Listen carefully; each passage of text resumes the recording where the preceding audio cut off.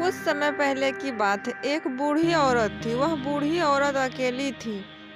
उसको एक बेटा भी थी। वह बेटा उसका बहुत छोटा था। बूढ़ी औरत भगवान शिव की बहुत बड़ी भक्त थी। वह प्रतिदिन मंदिर जाती और अपने साथ साथ सभी को वह भगवान शिव की पूजा करने को कहती और उन पर अटूट विश्वास रखने को कहती। समय बीतता गया। धीरे धीरे उसका बेटा बड़ा हो गया।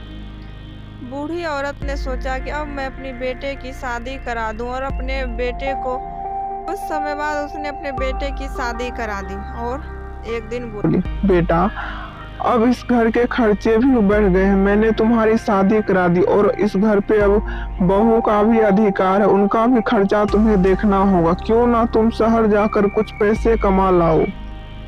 तो बहू ने कहा, माँ जी, इन्हें यहीं रहने दीजिए। यह शहर क्या करेंगे जाके। तो बेटे ने कहा, नहीं माँ, आप सही कह रहे हैं। मुझे शहर जाना चाहिए। मैं कल सुबह ही शहर चला जाऊंगा।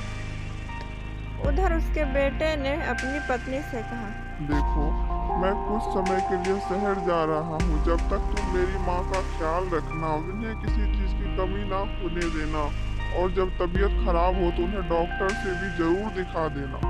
तो पत्नी ने कहा, आप चिंता मत कीजिए, मैं उनका पूरा ध्यान रखूंगी। लेकिन उसकी पत्नी सास से चिढ़ने लगी। जब एक दिन बुढ़िया ने कहा, बहू, मेरी तबीयत ठीक नहीं लग रही है। बहू, मुझे डॉक्टर से दिखा दो।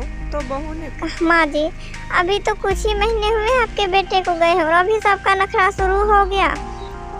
बुढ़िया चुप हो गई। बूढ़ी औरत पहले थाली में भोजन करती थी, लेकिन अब उनकी बहू उसे एक कटोरे में भोजन देने लगी। बूढ़ी औरत थोड़ा सा खाना खाकर दिन प्रतिदिन बीमार होते चले गई। तभी एक दिन उसका बेटा आया और बोला, माँ, तुम इतनी कमजोर कैसी हो गई हो? माँ, क्या हुआ? तुम ठीक तो हो? तो बूढ़ी औरत ने कहा, अरे नहीं बेटा, मेरी उम्र बढ़ रही, इसीलिए मेरी भूख कम हो गई। शायद इसीलिए मैं कमजोर हो गई होंगी।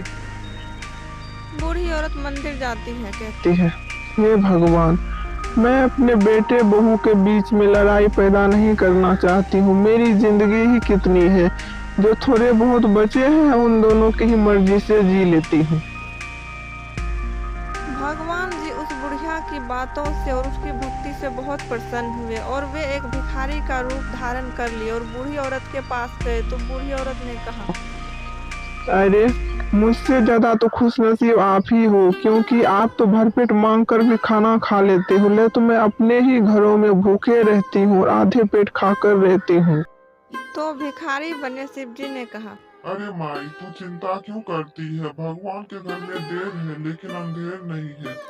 जिस दिन तुम्हारा खुश रहने का समय आ जाएगा और आराम करने का, तुम्हें भी भगवान अपनी शरण में बुला लेंगे और वे खुद तुम्हें आराम से रखेंगे। उस भिखारी की बात सुनकर बुढ़िया संतुष्ट हो जाती है और घर आती है। घर में कदम रखते ही बुढ़िया अचानक से जमीन पे गिर जाती है और वहीं अपने प्राण त्याग देती है। इधर माँ, उनके बेटे और बहू दोनों दौड़ के उस बूढ़ी औरत के पास आते हैं। उन्हें मरा हुआ देखकर वे दोनों कहते ते माँ, क्या हुआ? माँ उठो न माँ, उठो न माँ। लेकिन बूढ़ी औरत का वहीं पे मृत्यु हो चुका था। उन्हें सारे कष्टों से मुक्ति मिल चुकी